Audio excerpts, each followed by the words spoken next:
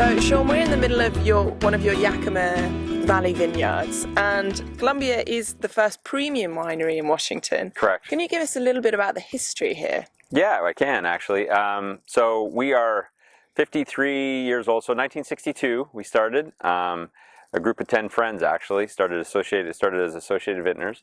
I believe 6 of them were UW professors, and they decided, kind of for whatever reason, in the 60s, it's kind of a great thing, you know, forward thinking. They decided to get together and start a winery. So they did, yeah.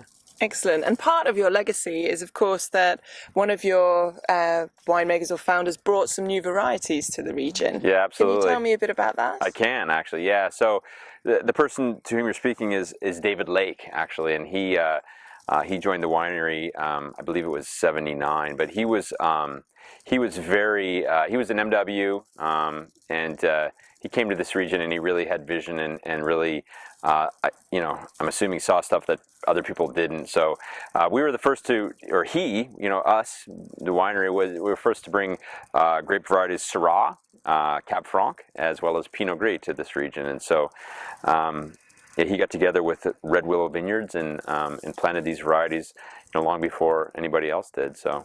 And what is it about Syrah that works really well? Oh, Syrah is just wonderful. Syrah can be grown in so many different regions. We grow it here in the Yakima. We can grow it in Horse Heaven. We can grow it in many different regions. But what I love about it is it's versatile. It brings some really, really nice dark fruit to the blends that I put together, and a plushness. So it just kind of gives you a mid-palate plushness that is just absolutely wonderful. Yeah. Sounds delicious. Many of your icon wines here at Columbia, they're actually not from Yakima. You've got 3 very distinct appellations that you work with. Yeah, I do actually. So you're speaking of Red Mountain. We do a cab from Red Mountain. We do a blend we call Element from Walook Slope, which is north of here, and then we do a Legacy blend, which is a true Bordeaux blend that I've put together, and it's at a Horse Heaven Hill. So yeah, those three areas are just.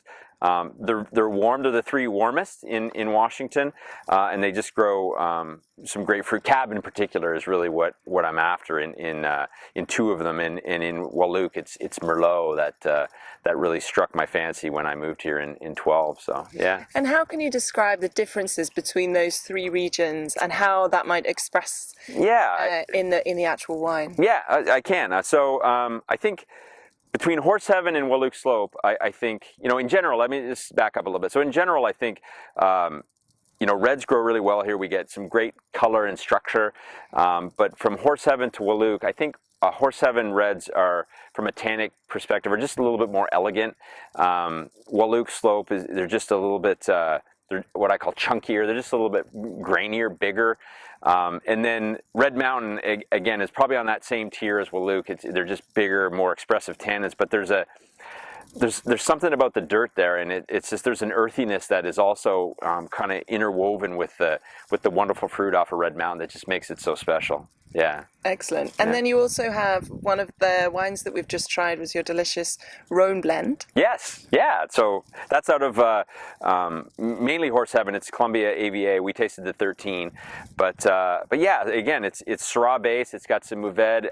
I get some wonderful Grenache from Horse Heaven as well that I do. I make a rosé as well as red. So yeah, that blend is. I'm trying to just give it an identity of a true Rhone. And so in 14, I even moved it, more Grenache and more Mourvedre and a little less Syrah to try to really drive that Rhone styling. So it's a really fun wine. Yeah. So is Washington mainly a country for red wines? I think so. I like to think so. We definitely focus on red wines at Columbia, and yeah, I really, I love the whites. We're standing in a Chardonnay vineyard right now, but I love the whites here too. But from what we do, yeah, I really, it's close to my heart is the reds that we do here. And so, what's your favorite local pairing to be drinking with one of your favorite local pairing?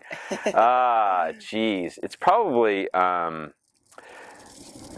like Snake River steak, you know what I mean? With probably our Red Mountain Cab, 12 or 13 right now. It's tasting really, really great. So that's probably a great pairing. I like a good ribeye. I like some marble kind of in my steak. So something like that, a ribeye and Red Mountain Cab probably would be a match made in heaven. That sounds delicious.